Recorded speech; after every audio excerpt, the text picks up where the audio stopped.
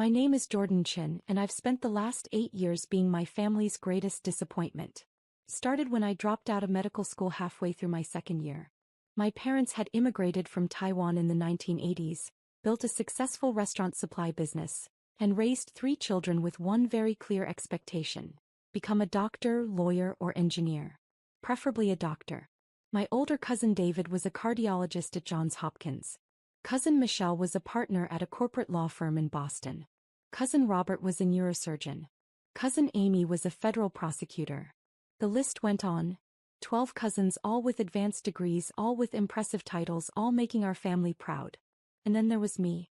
I'd gotten into Stanford Medical School, which made my parents ecstatic. For exactly 18 months. Then I'd walked away. I don't want to be a doctor, I'd told my father over dinner one night. The silence that followed was deafening. What do you mean you don't want to be a doctor? My mother finally asked, her voice barely above a whisper. I mean, I hate it. I'm miserable. I can't spend the next 40 years doing something that makes me this unhappy.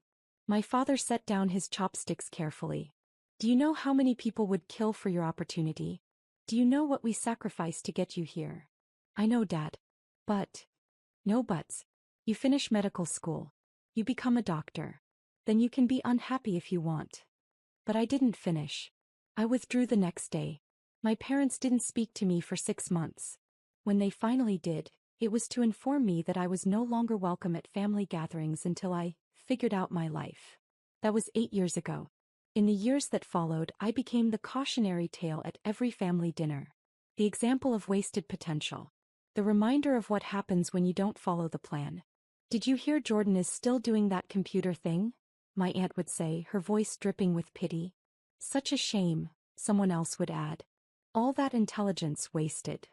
My mother would nod sadly as if I'd died instead of just choosing a different career path.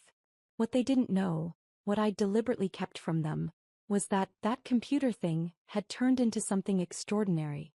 After dropping out of med school, I'd moved to Austin, Texas. I chose Austin specifically because it was far from family, affordable, and rapidly becoming a tech hub. I had an idea. During medical school, I'd noticed how inefficient hospital supply chain management was. Hospitals were overpaying for basic supplies, dealing with constant shortages and drowning in paperwork.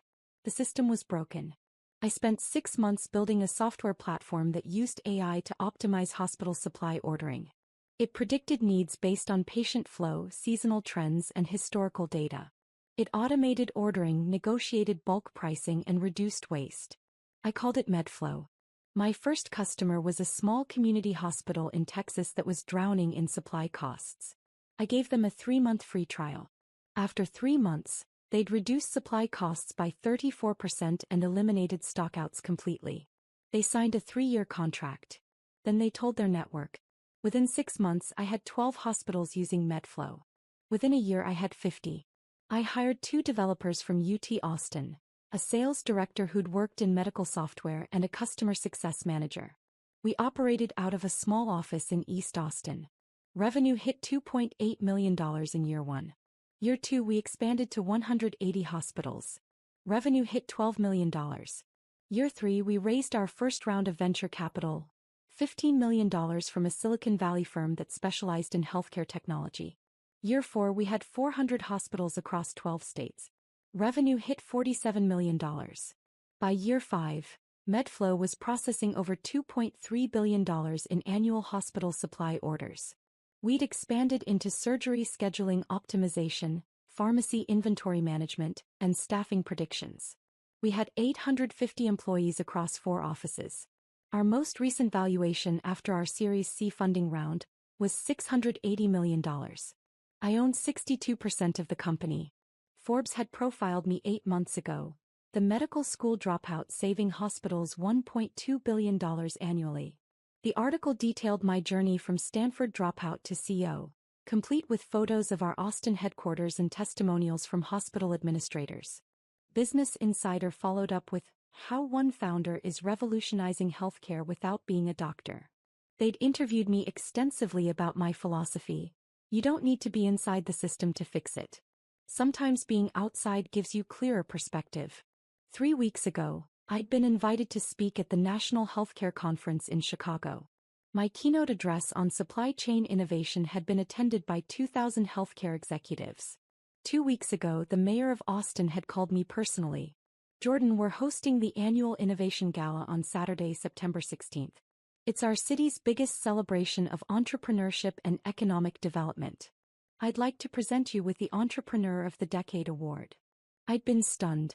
Mayor Rodriguez, I'm honored, but there are so many other deserving. Jordan, your company has brought 850 jobs to Austin. You've attracted over $100 million in venture capital to our city. You're revolutionizing healthcare. This isn't charity, you've earned this. The gala was black tie invitation only, attended by every major business leader in Austin, the governor, 3 congresspeople, and media from across Texas. It was also scheduled for the exact same evening as my family's reunion in San Francisco. The text from my mother came on Monday, 6 days before both events. Family reunion this Saturday, September 16th at Uncle Way's house. 6 p.m. Everyone will be there. I stared at the message. After 8 years of being excluded, they were inviting me? I replied, I'll need to check my schedule. Her response was immediate. It's not optional, Jordan. This is family. I didn't respond right away. Instead, I called my assistant, Maya. The Innovation Gala is definitely this Saturday, correct? Yes, 7 p.m. at the Four Seasons. The mayor's office confirmed this morning that you're receiving the Entrepreneur of the Decade award. It's going to be televised locally and streamed nationally. Press credentials have been issued to Bloomberg, TechCrunch, and the Austin American-Statesman. Thank you, Maya. I texted my mother back. I have a work commitment Saturday evening. I might not be able to make it. The response came 2 hours later, this time a phone call. Jordan, your cousin David is flying in from Baltimore. Michelle is coming from Boston. This is the first time the whole family has been together in 5 years. You need to be there. Mom, I have an important event. More important than family?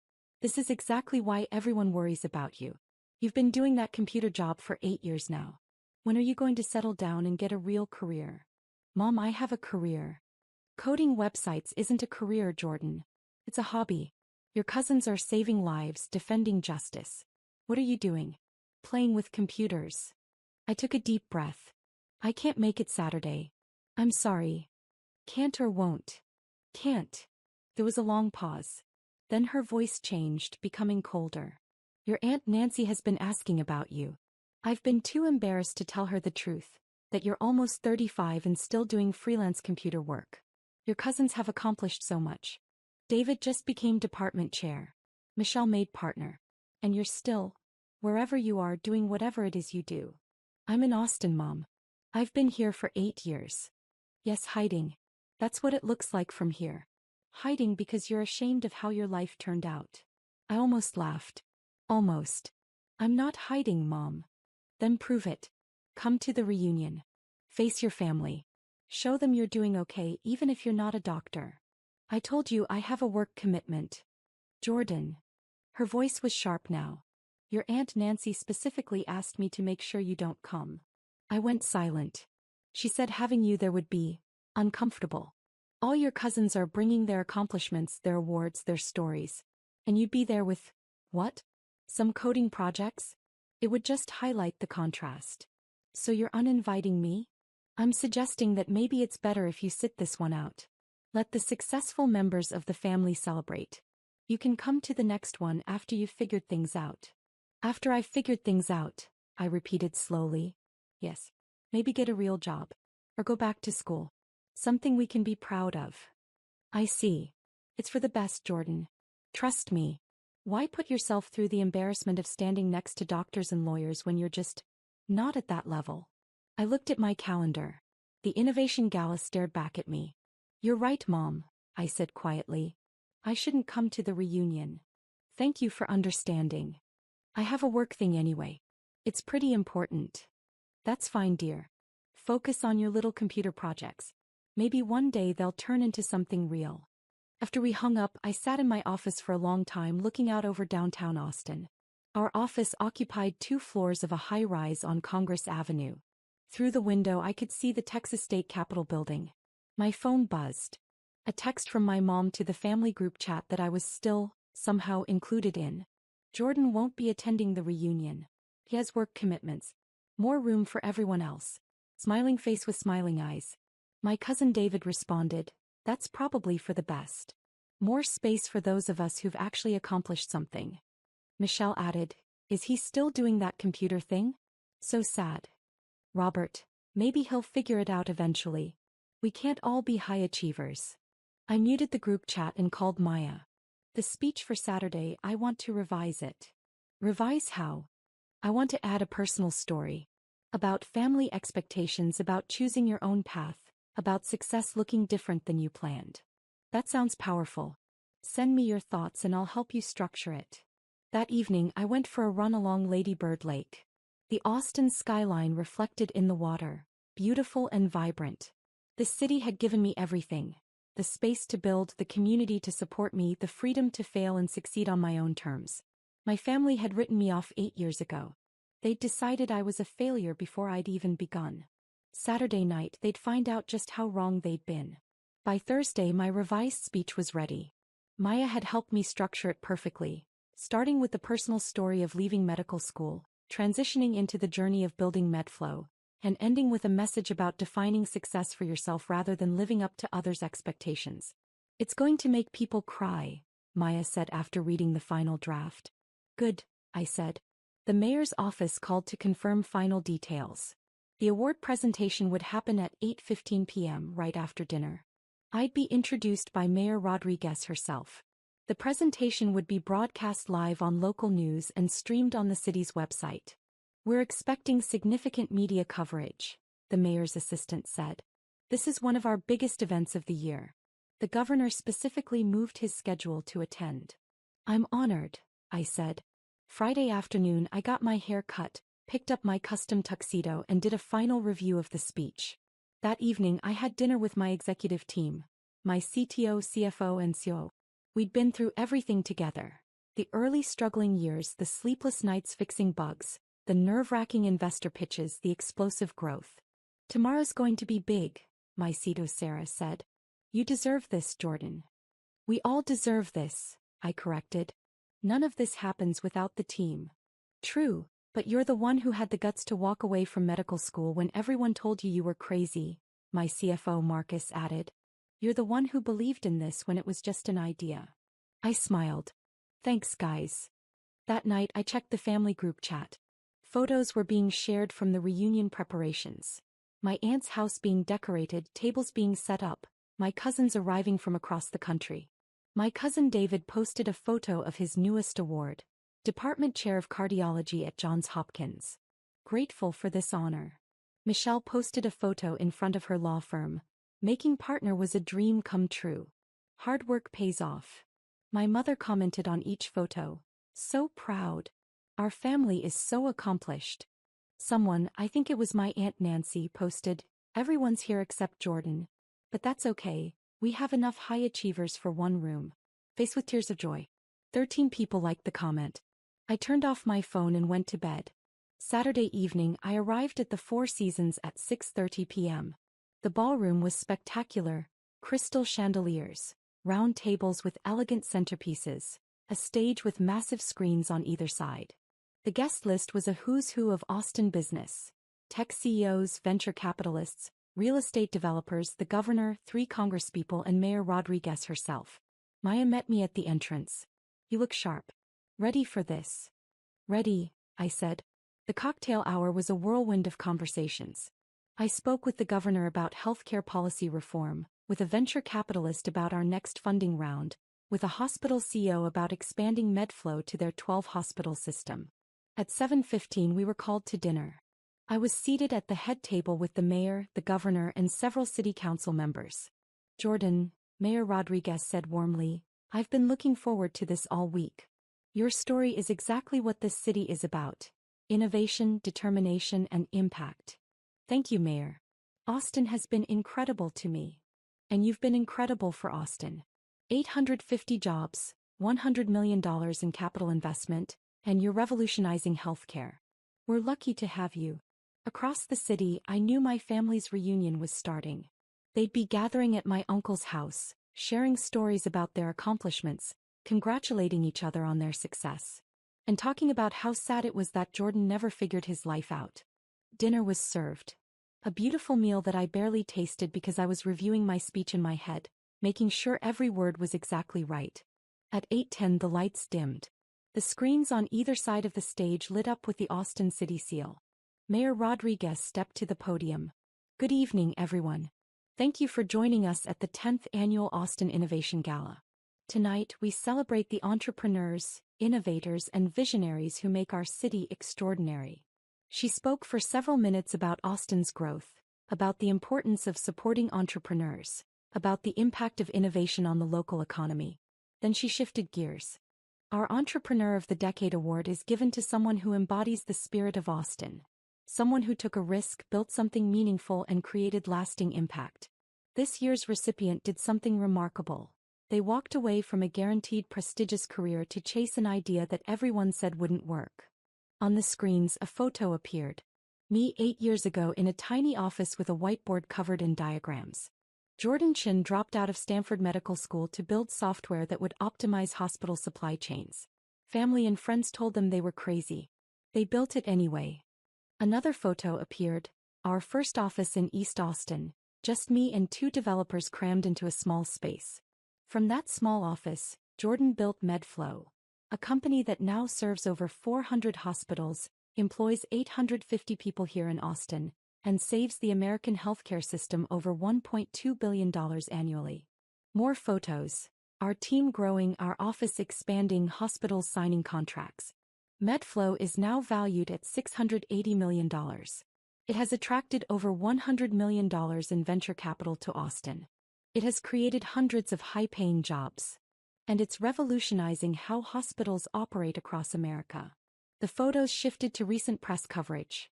The Forbes profile, the Business Insider article, screenshots of my keynote at the National Healthcare Conference. But beyond the numbers, Jordan represents something essential. The courage to define success on your own terms. To trust your vision even when others doubt you.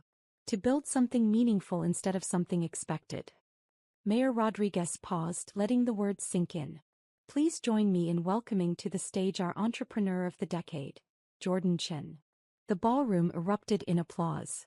I stood, straightened my tuxedo, and walked to the stage. The mayor handed me a beautiful crystal award. We shook hands. Cameras flashed from every direction. The live stream was broadcasting this to thousands of viewers. Including, I realized with sudden clarity, probably someone at my family's reunion. Austin was a major city. This was a major event. The local news would be covering it. Business networks would pick it up. Someone would see. I stepped to the podium and took a breath. Thank you, Mayor Rodriguez, and thank you to everyone here tonight. This award is incredibly meaningful to me, and I want to share why. I launched into my speech exactly as I'd practiced it. 8 years ago, I made a decision that disappointed everyone who loved me. I dropped out of medical school. My parents didn't speak to me for 6 months. My extended family treated me like a cautionary tale. I was supposed to be a doctor, and instead I became, what? A dropout. A failure. A disappointment. I could see people leaning forward, completely focused. I moved to Austin because I needed space to figure out who I was outside of other people's expectations. I had an idea, a possibly crazy idea, about fixing hospital supply chains. I didn't have a business degree. I didn't have experience in healthcare administration. I just had a problem I wanted to solve. On the screens behind me, photos of MedFlow's early days played.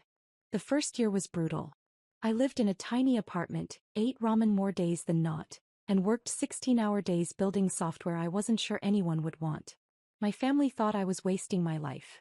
My former classmates were becoming doctors. And I was coding in a small office, hoping I wasn't making a massive mistake. I paused, letting the vulnerability sit. But something happened. The software worked. Hospitals started using it. Lives improved. Not because I was in the operating room, but because I was in the server room. Patients got better care because their hospitals had better systems. Healthcare workers had less stress because the logistics ran smoother. Money was saved that could be spent on actual patient care. The audience was completely silent. I learned something important. There are many ways to make a difference. Being a doctor wasn't my way. Building technology that helps doctors. That was my way.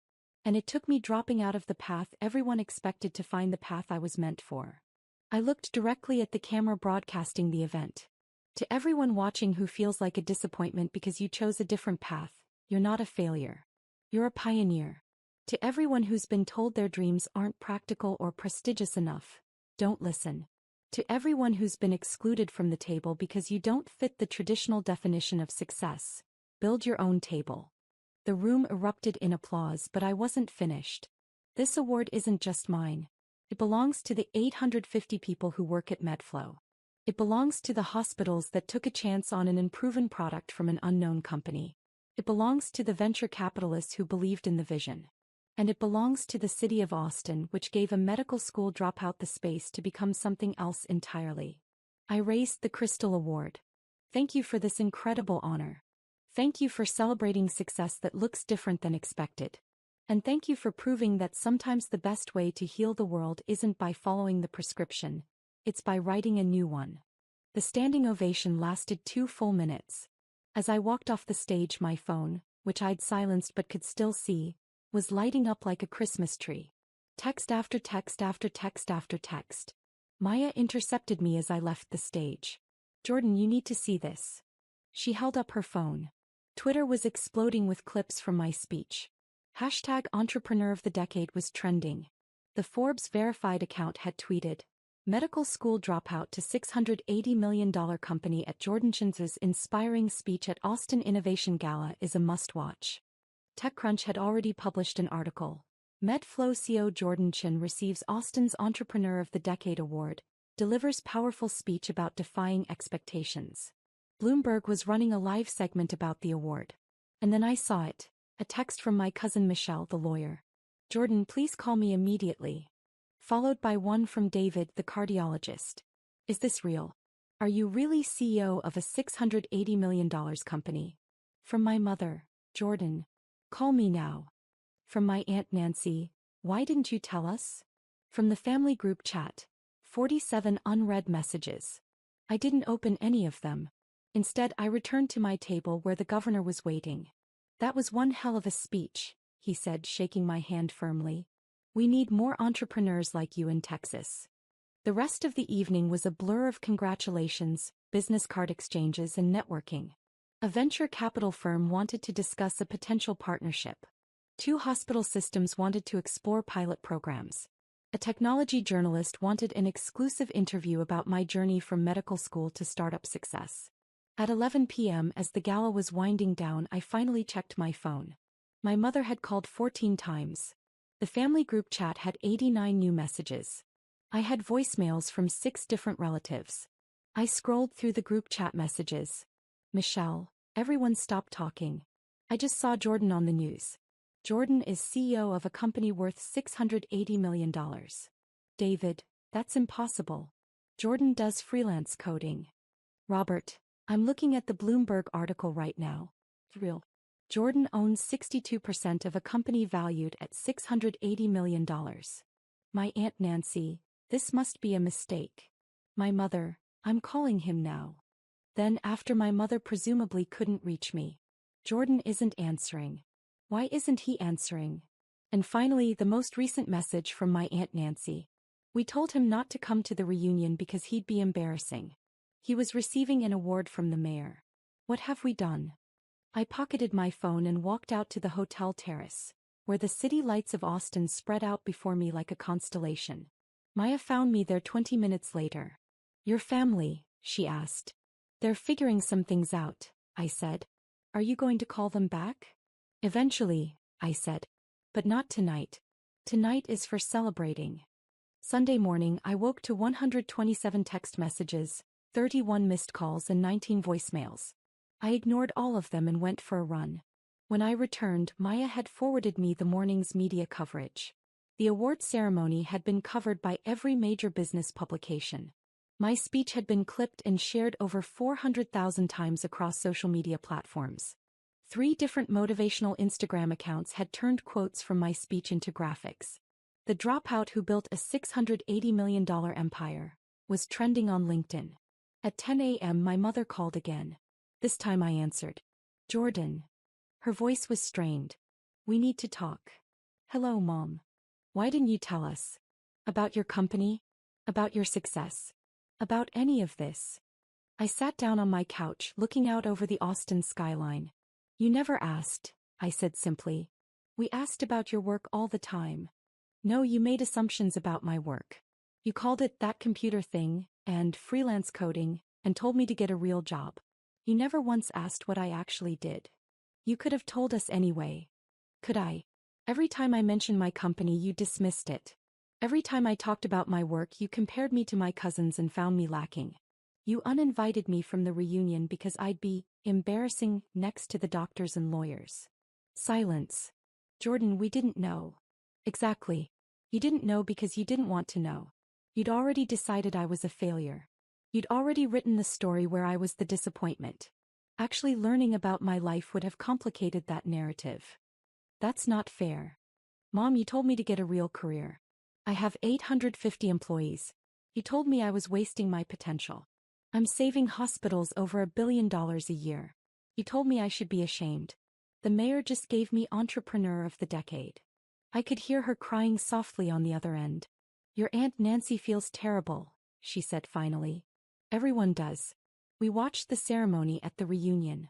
Someone had the local news on and suddenly you were on the screen and everyone just stopped. We watched your whole speech.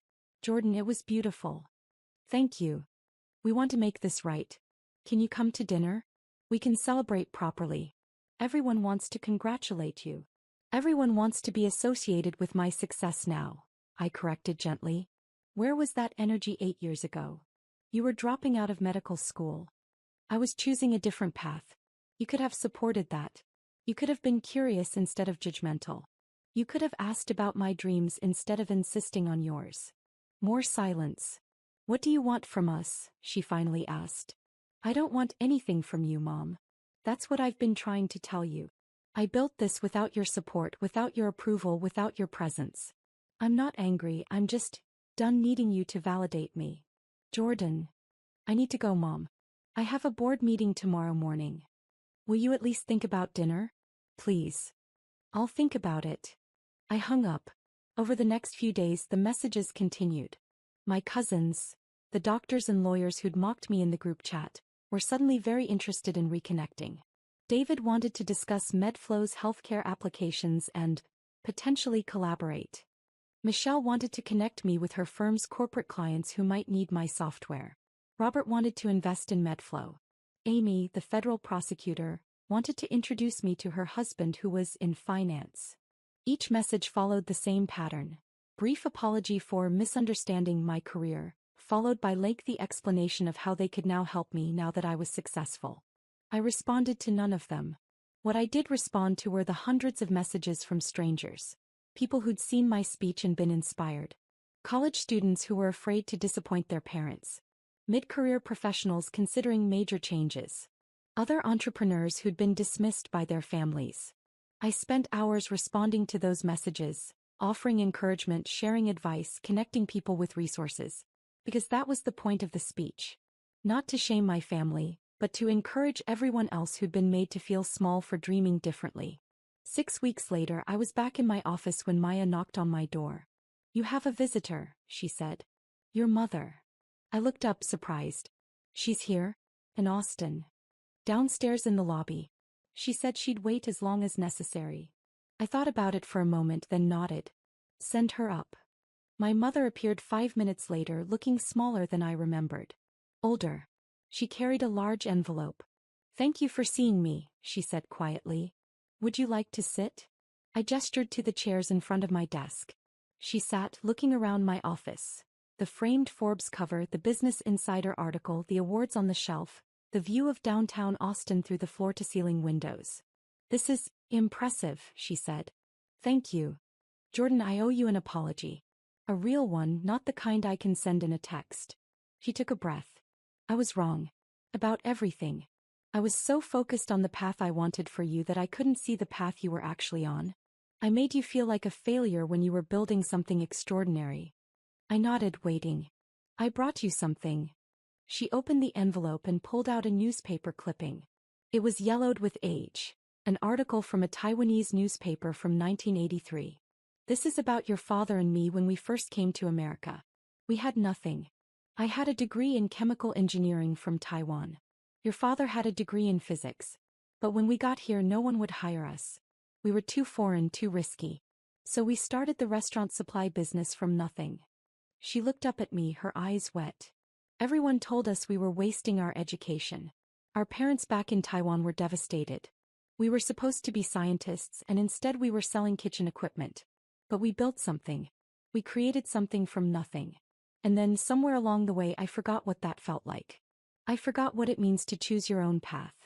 She handed me the clipping. I turned into the person who would have told us we were failures. I became the voice of expectation instead of the voice of support. I'm sorry, Jordan. I'm so deeply sorry. I took the clipping, studying my parents' young faces in the photo. Thank you for this, I said quietly. And thank you for the apology. I don't expect you to forgive me right away. Or maybe ever. But I want you to know I'm proud of you. Not because you're successful, though you are, but because you had the courage to disappoint me. That took more strength than I gave you credit for. We sat in silence for a moment. Would you like a tour of the office? Asked finally. Her face lit up. I would love that. I showed her everything. The development floor where engineers built the software, the customer success department where teams helped hospitals, the conference room where we'd closed our Series C funding, the wall of thank you letters from hospital administrators whose operations had been transformed. We got one last week from a rural hospital in Montana, I told her. They wrote that our software helped them stay open during a critical shortage. They served 20,000 people in an area with no other hospital within 60 miles. Without MedFlow, they would have closed. My mother read the letter, tears streaming down her face. You're saving lives, she whispered. Just not the way I expected. Different path, same destination, I said. Before she left, she hugged me tightly. Will you come to Thanksgiving? She asked. Not as a show of success, not to prove anything. Just as my son. I'll think about it, I said honestly. That's all I can ask. After she left, I stood by my office window for a long time. My phone buzzed. A text from Sarah, my CTO. The hospital system in California just signed. All 12 locations. $8.7 million contract. I smiled and typed back. Excellent work. Tell the team I'm buying lunch tomorrow. That evening, I went to my favorite taco place in East Austin. The same place I'd eaten at least twice a week during those early, struggling years. The owner, Maria, greeted me with a huge smile. I saw you on TV, she said. The mayor's award. Jordan, I'm so proud. Thanks, Maria. You remember when you used to come in here and work on your laptop for hours? I used to worry you weren't eating enough. I laughed. I remember. You used to give me extra chips. Because you were too skinny.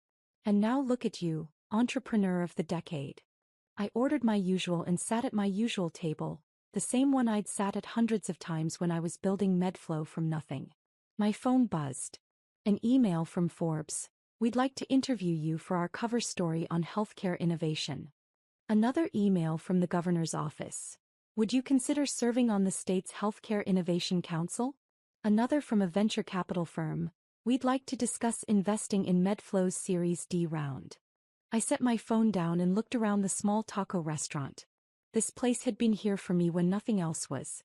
When my family had written me off, when the future was uncertain, when success was just a maybe. Success hadn't changed me. It had revealed me. I wasn't a disappointment who got lucky. I was an entrepreneur who'd been underestimated. I wasn't a dropout who settled. I was a visionary who chose a different path. And I wasn't embarrassing. I never had been. My family had finally figured that out. But I'd known it all along.